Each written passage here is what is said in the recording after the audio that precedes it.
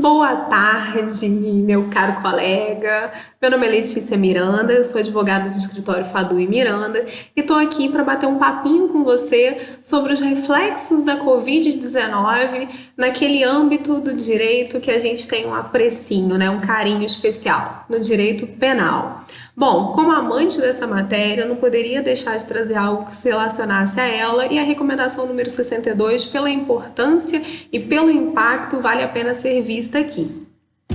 Para começar falando sobre isso, é muito interessante ressaltar que essa recomendação ela está na esfera da orientação, ou seja, não há que se falar aqui em qualquer efeito obrigacional ou vinculante, é uma orientação aos magistrados, não necessariamente precisam ser seguidas.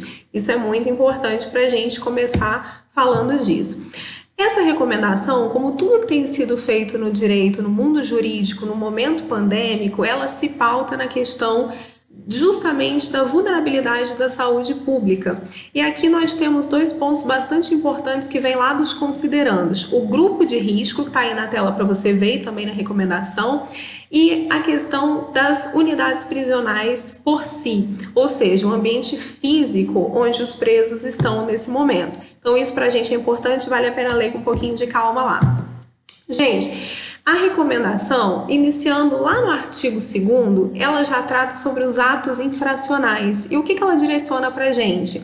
Olha, magistrado, se a gente tem um adolescente que cometeu um ato infracional, que ele seja preferencialmente colocado num modelo socioeducativo em meio aberto, né? Ou seja, não vamos levar esse adolescente para uma internação e sim colocá-lo num meio aberto, que a gente tenha as medidas em meio aberto e também que sejam revistas as internações provisórias determinadas. Então, o que nós temos aqui? Vamos analisar se o motivo ensejador daquela internação se mantém, né? Ou se aquela pessoa internada se encontra aqui nos grupos de risco, né? Se encontra numa unidade que não tem equipe de saúde, ou se aquele ato foi praticado sem violência ou grave ameaça. Isso é muito importante para a gente lembrar também.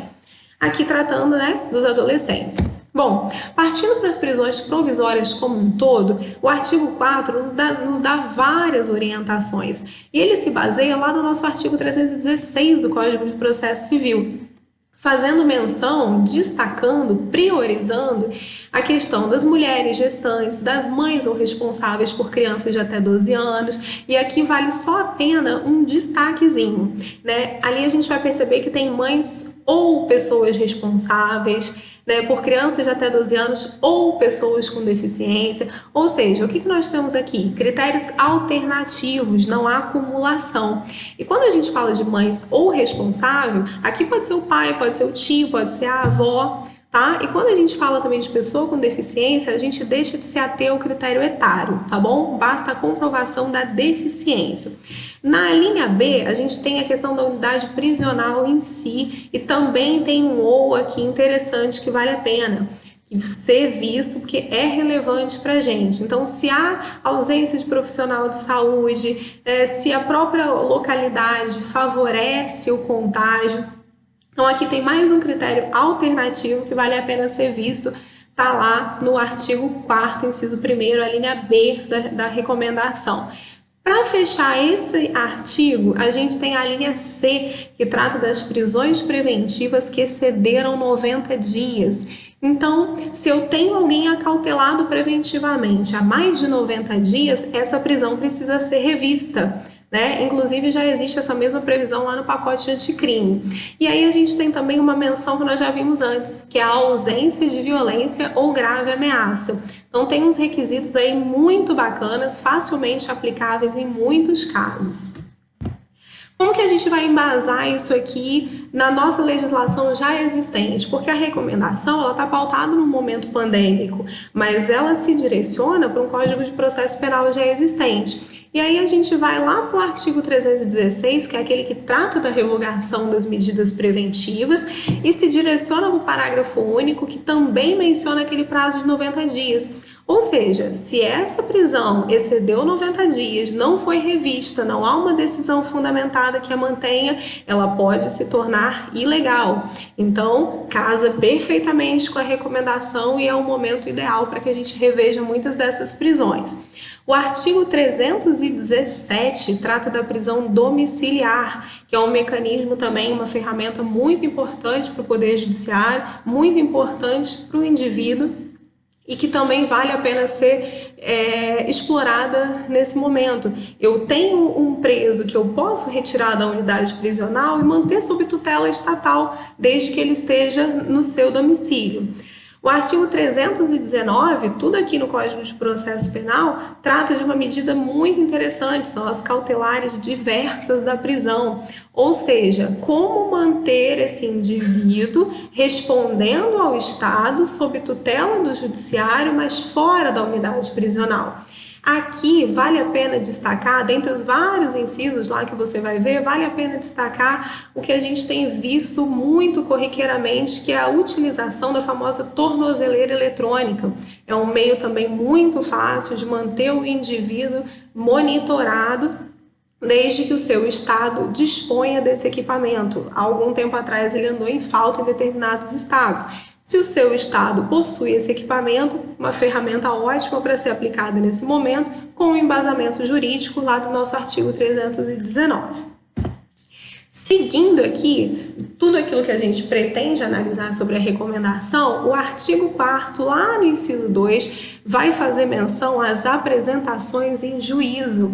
Ou seja, se eu tenho um indivíduo colocado em liberdade provisória, ou se eu tenho um acusado, um réu que foi beneficiado pela sursis processual, eu deixo de fazer aquela apresentação mais a miúde, né? Eu vou pedir ao juiz que ele seja apresentado daqui a 90 dias, conforme nos orienta a recomendação.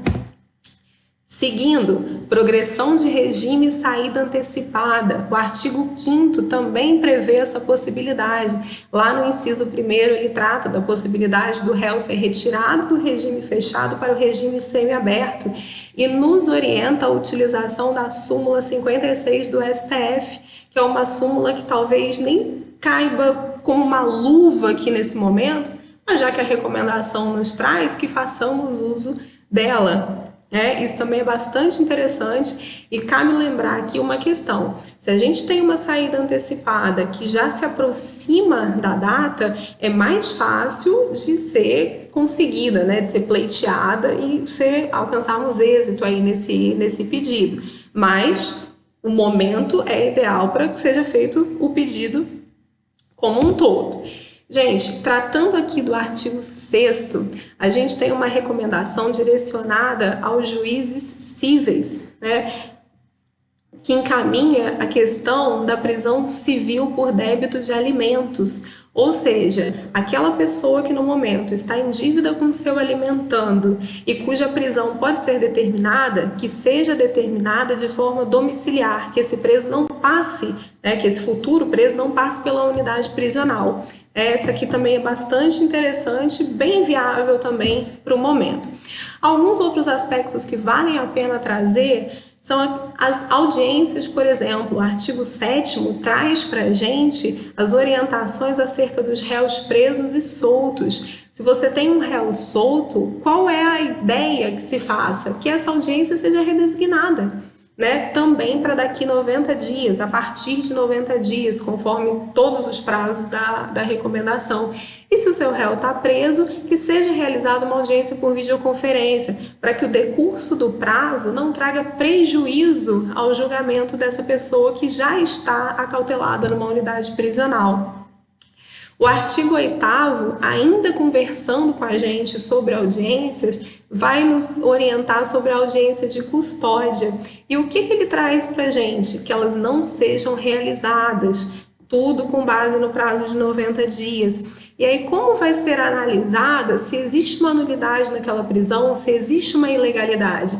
Com base no APF, vamos analisar o famoso auto de prisão em flagrante.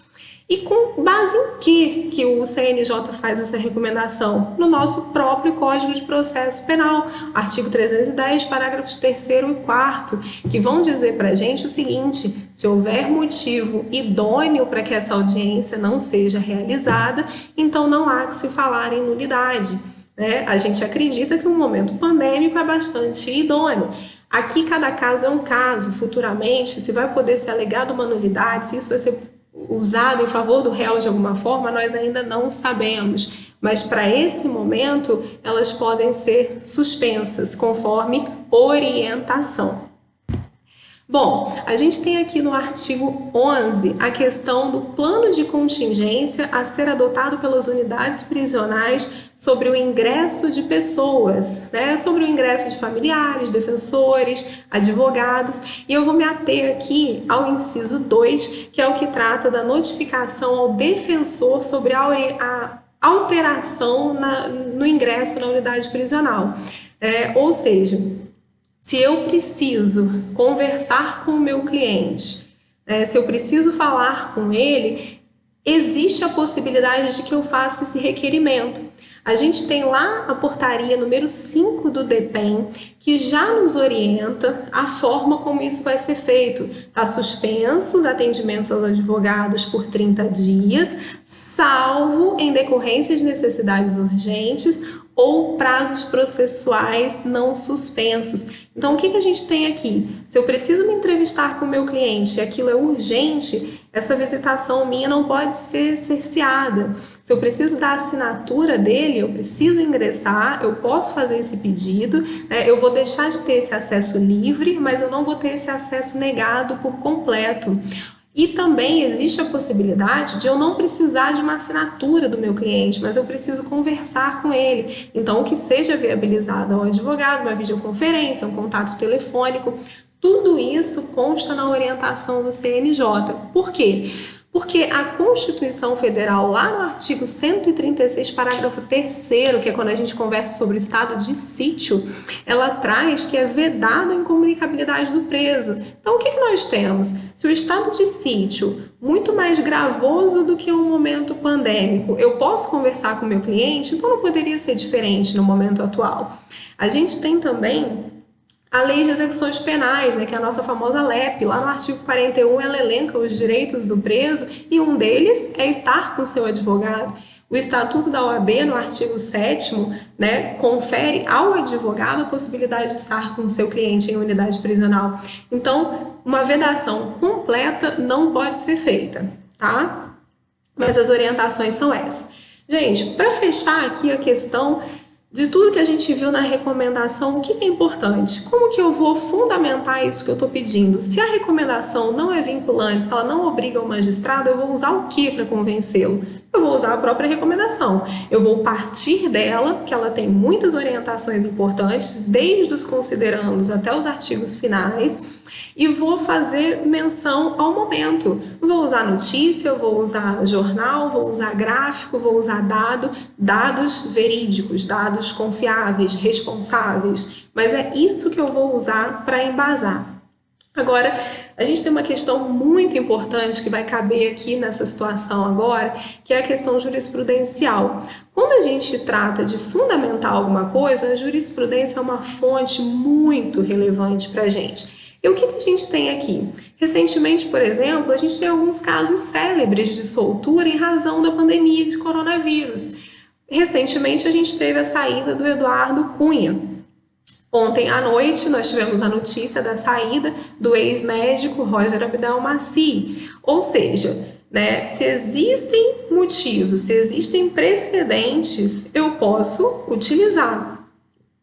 Agora aqui, cabe um adendozinho que eu quero fazer com vocês. O direito penal, ele é um campo do direito muito amado, por alguns. Em regra, os estudantes gostam muito, mas é muito mal visto socialmente. Mas, primeiro, cuidado com reportagem, cuidado com rede social, não faça desses veículos o seu único meio de conhecimento. O direito penal, ele preza pelo devido processo legal. Se o Estado tem esse poder de punir alguém, que seja conferido também a essa pessoa o poder de se defender e uma forma correta de que isso seja feito, Aqui, nesse momento, vale a pena lembrar que o Estado é responsável pela integridade física dos presidiários, ou seja, existe possivelmente ações civis a serem propostas né, visando indenização estatal em decorrência de algo que aconteceu com esse preso. Ou seja, nós temos aí uma possibilidade de responsabilização. Tudo isso precisa ser visto, analisado à luz do direito, à luz da razão, né? Não com base em tudo isso que a gente recebe de informação aleatória, muitas vezes sem qualquer embasamento e com base em senso comum, né? O direito penal ele não pode ser com base em senso comum, tá? Tratando sobre isso aqui também, gente, a gente tem uma DPF muito bacana, que é a DPF 347, 2015, ela é de relatoria do ministro Marco Aurélio. Ela tem um corpo muito importante e muito rico em fundamentação. Ela está suspensa no momento, mas a própria recomendação, se você for ler um pouquinho mais para trás, você vai ver que a recomendação faz menção a essa DPF 347. E o que ela traz? A questão das condições das unidades prisionais. Ela é de 2015, mas parece que foi feita para o momento atual. Ela trata sobre a possibilidade de o preso ser contaminado, que a localização insalubre, a ausência de equipe de saúde, a ausência de profissionais. Tudo isso é muito importante, todas essas informações estão lá nessa DPF. Então, utilizá-la como forma de embasar o seu pedido é algo muito inteligente a ser feito. Bom, ainda nesse campo da fundamentação, a gente tem alguns sites que valem a pena ser vistos. A gente tem os dados do coronavírus no mundo, no Brasil. Agora, para o nosso campo aqui, para aquilo que a gente conversa, mais interessante é o site do DEPEN. O site do DEPEN, ele tem uma aba já direcionada aqui, ó, coronavírus, Covid-19, até em vermelho. E aqui você vai encontrar vários dados importantes. O que é mais importante para a gente? São os dados no sistema penitenciário, os dados nas unidades prisionais. E ele tem lá todo o Brasil, separado por região. Você vai ter os estados como um todo. A gente pode vir aqui, ó, pesquisar por região.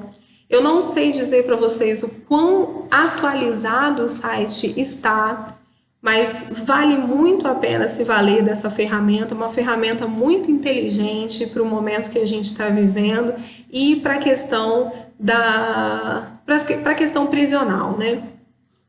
Bom, a minha ideia era que vocês compreendessem essa questão, que a gente pudesse fazer uma análise rápida da recomendação, porque ela está aí, a leitura é obrigatória, é importantíssima, mas o mais importante era apontar uma ou outra especificidade ou algo bastante relevante.